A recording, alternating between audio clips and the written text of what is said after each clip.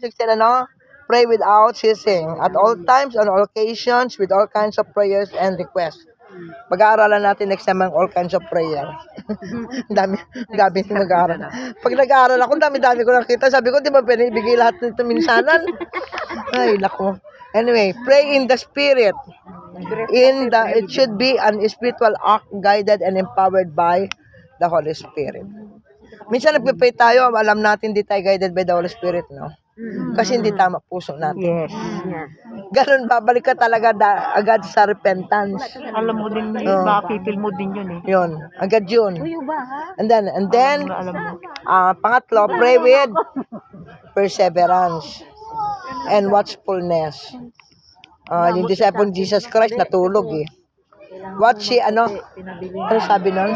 Watch and pray. Watch and pray. Hindi sila nag-watch, natulog sila.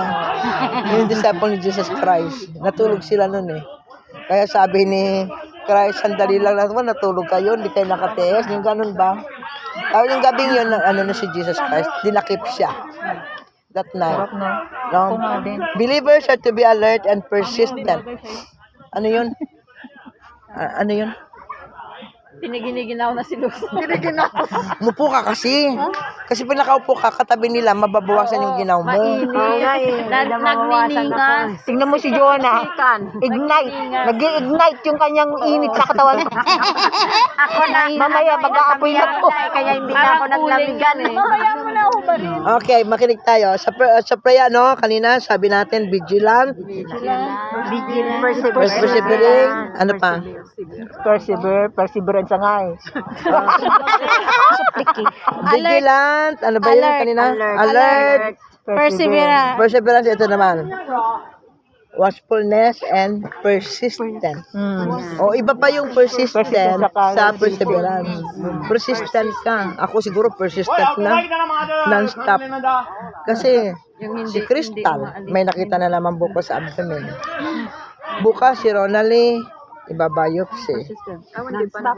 Bukas daw. Si Leia, nagkikemo. Parang nag-i-stick ka. Masigi-sige. Yan, tama yan. Yung bang pray without ceasing. Persistent ka gid. Nagadikit kita. Dikit, not ceasing. Kaya yung prayer ko siguro persistent, non-stop. Kasi grabe eh. Sunod-sunod yan. Ang prayer ko pa, yung ako, sana ayoko nang mag-biopsy. Ang kay dyan, persistent pa rin ako nag-pray na totally ma-freeze sa cancer. Cancer yan eh, tapos ako din eh. Nagtaka ako bakit kinancel yung appointment ko next year. Inurong itong November, sabi ko, Lord, sana okay lang. Kasi sa blood yan nakikita. Diba? Pag-pray nyo ako, may blood test na naman ako sa Friday. After blood test, Appointment. Hindi, appointment mo na. Hindi, iba, dito pa to. Hindi, iba pa rito. Dito sila nakapokus kasi iba biopsy. Kaya magsasabi ako, i-ano nila uli yung sa akin, i-test. Yan, kumbaga, ang prayer ko talaga is persistent na. Yung lalo kay Crystal, kasi si Zoe, magto-12 pa lang. Nasa edad siya na, grabe din yun. Buti nga, nag-ano na siya, yung inassure namin siya ba.